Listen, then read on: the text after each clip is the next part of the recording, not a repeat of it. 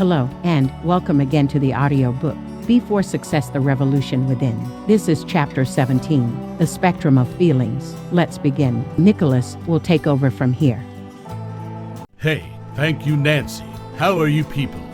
Do you know your feelings? Do you know how these feelings define your fortune? Yes, your fortune. You will be happy or sad, rich or poor, confident or vulnerable. All that is decided by these feelings inside you. Don't be surprised. This is the human psychology. This is the fact. Facts don't lie. If you know the intensity of your feelings, texture of your feelings, and motive of your feelings, then you can become the master of your feelings. You can govern your life by your own choice. Otherwise, your feelings will govern your life, as they have been doing till now. It's really important to learn how to manage your feelings. That is what we will do in this chapter 17. So let's start. Let's understand our own spectrum of feelings. The spectrum of feelings is complex and infinite in size. Feelings are not stable. They blow randomly, along with circles of associations and lines of thoughts. Yes, circles of associations and lines of thoughts. Look at the picture, graphical illustration of feelings. You will see many circles of associations. They actually denote your personal attachments with your own lines of thoughts. Your thoughts about yourself, about parents, friends, and people around you. Your thoughts about your food, your job, your clothes, your cell phone, or anything else. You have line of thoughts about anything and everything that is related with your life. Human brain has enormous capabilities to produce impulsive thoughts at a very high rate of frequency. Every thought has its own impact on related feelings. In one single day, more than 70,000 thoughts flow through the brain normally. If the person has somewhat social presence, then this number grows bigger. An interactive person surrounded by colleagues, friends, and family gets even more incoming thoughts and associated feelings every day. As we grow from a novice child to a mature person, the environment around us shifts drastically. Our environment drives us to think on a certain line and to behave in a certain way. Yes, to behave in a certain way. Pay attention to this grossing fact. This certain way is not our intrinsic choice, but an enforced moral mandate imposed by the environment and insisted by our need to fit in that environment. When the pressure of moral mandate conflicts with intrinsic choice, the feeling of freedom goes insecure and generates negative emotions. These emotions keep accelerating the motility of lines and circles within the spectrum of feelings. The spectrum has infinite width and length. Imagine that somehow, if we fix the width with boundaries of our own specific area of existence, even then will our feelings go stable.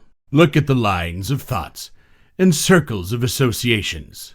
Are they static in nature? Certainly not. Every moment, thought lines keep changing their positions. Association circles keep moving, hopping, jumping randomly, and altogether they keep twisting the feelings. Are you able to visualize the highly dynamic version of this spectrum?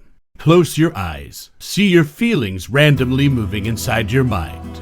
You may notice that some of the feelings are stable, some are moving slowly, some are fast, and some of them are very quickly switching their positions from one association to other. Feelings associated with your parents, feelings associated with spouse, feelings associated with your kids, feelings associated with your job or business, feelings associated with others' behavior, feelings associated with your expectations, feelings which make you sad, feelings which make you happy, feelings which make you stressed, feelings which make you confident, feelings which make you angry, feelings which make you envious, feelings which make you admired, feelings that spoil your mood, feelings that give you moral boost, feelings that make you craving for something or someone, feelings which make you generous to someone, feelings which make you rude to someone, feelings which make you selfish, feelings which make you cry, feelings which make you laugh, and so on. It's an endless cyclorama. All these feelings keep traversing through brain, body, and soul with fast and random motions. They occupy your mental space like a vehement storm. With this overwhelmed mind, at times, some of us might have taken extremely repellent decisions and regretted later. Do you recall any such emotional storm from your past life that drove you crazy? What you did in the fire of that craziness? How did you react? What words you uttered? What way you behaved? What were the after effects? Now, today, when you look back, what do you feel about the behavior you reflected during that emotional storm, provoked by random intensity of your own feelings? Does it feel like an act of foolishness and proof of being insane? Do you realize why that insanity took place at all? At that moment of craziness, your spectrum of feelings became so powerful that you could not handle it and flamed up for emotional outburst. Notable observation here is, you do not usually outburst on yourself, but on the rest of the world. Think a bit, why do you do such partiality? You don't do anything. Really, this all gets done automatically by your feelings itself. Feelings associated to the self are highly stable and mostly non-conflictive. That's why you never outburst on yourself. All other feelings associated with rest of the world are highly unstable, extremely random, and capable enough to create huge emotional pressure that starts steaming inside your body and brain. If you can't release this pressure, you can't even live the normal daily life. Outbursts are instruments to release emotional pressure. They are necessary to calm you down, provided they do not result into threatening side effects. All outbursts are not bad because they shape your lifestyle as well. They make you laugh and enjoy too. Think, do you laugh more with the alone self or with companions? Obviously with a companion. Think why. Because your feelings associated with self do not give you the freedom to outburst. That's why you need presence of people as friends, life partner, and relatives in your personal core. Positive outburst boosts your motivation, energy, and happiness. You laugh for hours recalling one single gush out of an amusing gossip. You feel more confident and composed. Physical and mental strength gets a new positive spark, and enthusiastically, you leap up with joy to do something great and rewarding. On the other side, a negative outburst immediately sucks up all your existent enthusiasm. Waves of weakness pass through your mind and heart and soul and smash all your physical and mental strength within seconds. Your self-confidence instantly falls down and you get devastated. You forget to laugh and think sagely. It gives you immense pain and leaves you in lurch with an endless job of overthinking. The after effect of negative emotional outburst leads to a temporary physical and genial damage which lasts for many hours, to many days, to many months, sometime for many years. Though you drag yourself back on track, sooner or later, depending on your sentimental strength. But the damage leaves incisive spots behind. Knowingly or unknowingly, you have accumulated thousands of such dark spots within your brain memory. These spots never let you forget the sentimental damage and get aroused even by a very little spark of dissonance. Whenever these spots come back to life, they, again, storm up your mind space with intense lines of thoughts and feelings. More the dark spots live within you, more the damage they do to your inner self. Yes, to your inner self, slowly and savagely. Now the question is, what is inner self? The most important asset of your personality is your inner self. Let us understand this through the story of inner self. This story is named as The Invisible Crown. Tom and Alice are fast friends to each other since childhood days. 40 years old Alice owns Alice Corporation, a multi-million-dollar company which is growing exponentially and expanding worldwide. He is considered as most successful business tycoon in many world-class corporate surveys. Tom, at the other hand, works in a software MNC, the Master Softwares. As program director, he reached to this position with a hatful heap of hard work and continuous learnings as per industry demands. Today, company is going through tough times, and Tom is facing a lot of challenges to save his job and respect. Later day, Tom called up his friend Alice to invite for an outing. Alice accepted promptly, and they decided to go to the Riverside Forest camping and enjoy the weekend together. At the outing day, it was a very enticing natural scenery. The slow-flowing clean water of river alongside their camp was cool and breezing. Small rocks of white ice were floating decently over water surface. It was so calm and so dulcet. Meeting his friend after so many years, Alice was busting with happiness. With a sip of hot coffee, he asked, "Tom, you remember, we came to this place once when we were in high school. It used to be a messed-up hermit, and now it's a developed resort with so much of liveliness around. Time flee so fast, isn't it? Yeah, you became millionaire now, though I am still struggling with tough times. I don't know why that bad luck belongs to me." Tom laughed with a wink and continued, "And hey, that day I found a shiny ice crown on Riverside. I offered that to you as gift of friendship, you remember." Tom was a bit mesmerized while telling this to Alice. "Oh yes, and before going for afternoon nap, I asked you to throw that back into the river. After all, it was made of natural ice. How long I could have treasured it even if I could have kept it." Alice retrieved that day from his memory, "But I hadn't thrown it back in river." Tom replied, "So, what you did with that crown?" Alice said, "Why to throw such lucrative thing, which looked so precious? I found that because it belonged to me, it was for me, I grabbed it. I wore it on my head. I felt like a king for a moment, but it got vanished rapidly like splash of water. I lost something valuable, which felt soothing like good luck." Tom exclaimed, "Well, forget it, friend. I am going through bad luck these days. Don't know why, but I always feel heavy head. Life looks unfair to me." Alice was shocked. He almost shouted with tenderness, "Oh no. So, you wore the covetousness. Tom, you are not suffering from bad luck. That crown is living inside your head since that day. The meaning of covetousness is extreme greed for material wealth." Hearing this, Tom was stunned. With a lightning fast speed, every moment of his life started unfolding like pages of a big thick book blown by sudden stormy wind. He immediately got indulged in evaluating his life from that day till now. Something unveiled right before him. "Oh God, what I did!"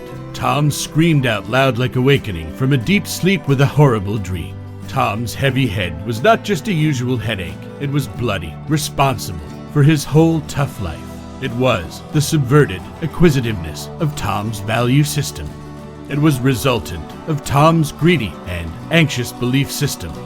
Alice has understood the meaning of Tom's locution. He consoled further. "Yes, my friend, you got it right. The crown got invisible, but produced numerous wrong beliefs in you and blocked your thinking. It has created the magnetic field of negative thoughts to attract evils and filter angels." Tom's inner self was headed into wrong direction. His way of thinking was contaminated long ago, but he is lucky. He has a friend like Alice, who decontaminated his inner self. Are you also wearing any such invisible crown? Tom did once, in novice stage of maturity. He wore the crown of covetousness.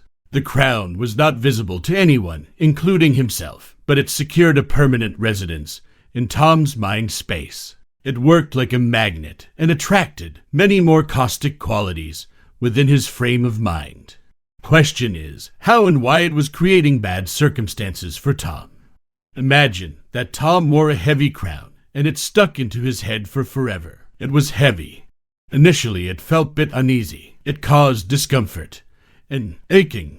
Whatever he does from morning till sleep, a continuous disturbance kept running in the back of his mind. He could not eat the tasteful food tastefully. He could not enjoy the gatherings gracefully. Even he could not think thoughtfully. Something was pestering him all the time. He could not devote his full attention to anything. He started losing his presence of mind. His potential got sucked, and capacity got halved.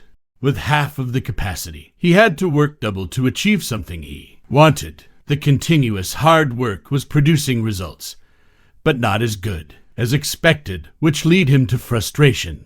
This thwarting feeling soon started reflecting into his behavior. Unruly behavior is bound to return. Worse, he was not getting the expected responses from people's proximity, which made him more discomfited.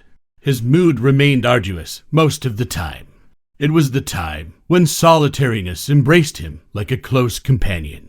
His decisions got isolated from consultations and goodwill that generally comes out from a friendly environment of togetherness with people. His people's network never expanded significantly. Over the period, the heavy head and other unrewarding habits became part of life. It became so usual that he could not notice anything wrong about it. He proudly owned his lifestyle as it became. His passion and enormous efforts rewarded him good success, but he could not reach to the level that Alice had achieved in the same period. Alice had different lifestyle altogether that was not influenced by any such invisible crown. On the outing day, Tom's feelings, triggered by the covetous influence of the invisible crown, has expressed a sarcastic statement about the fantastic success that Alice had achieved. Since the level of trust was enormously high between the two friends, one serious indication from Alice has revived Tom's thought process to the right direction. Tom was lucky to have such an angel friend, but how many of us do possess such companions? Even if we possess, how many of us really listen to their indications? Even if we listen, how many of us actually accept to introspect within ourselves?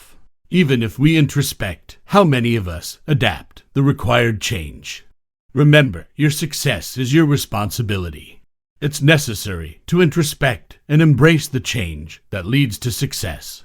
It's necessary to realign your mind, body, and soul to recognize and unleash the potential within you.